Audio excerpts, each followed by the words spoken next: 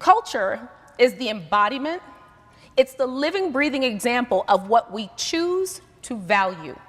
Our culture demonstrates our values, right? So what can I say about America's culture, let's say over the past 2 years? We are in a state of reinvigorated culture wars. I went back and I looked at hashtags over the past couple of years to see what are the things that we're thinking and talking about with regard to culture. Separating children from their families at the border.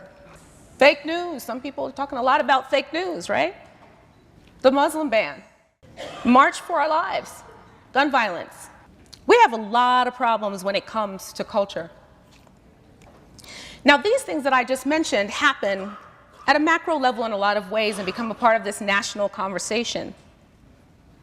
But a lot of this stuff happens a lot closer to home for folks.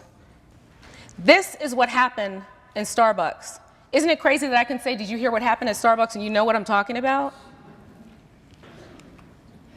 This is what happened at Tree of Life, the synagogue in Pittsburgh. I will tell you that when Charlottesville happened, for the first time in my life, I felt fear as a black woman that there could be places that I could go in this country and that I might not be safe. And I'd never really felt like that before. And I felt shame. I felt shame because the eyes of the world were on us. But even more than that, I kept thinking, the children are watching. The children are watching. I had to find a way to move through that. We had listening sessions and we facilitated conversations and off of all of these incidents because they were very hard for people, right?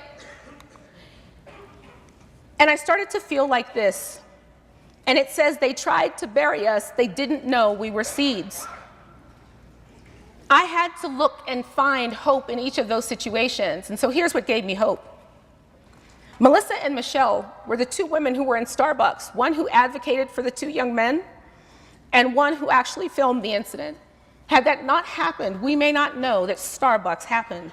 These are the clergy and the faith families that came together in Charlottesville and put their bodies on the line to physically to be present, to say this is not who we are. They give me hope. And this is Reverend Manning from Mother Emanuel Church and Rabbi Myers from Tree of Life Synagogue.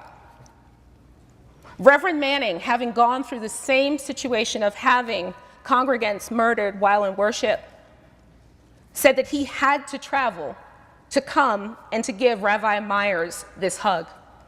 This gives me hope.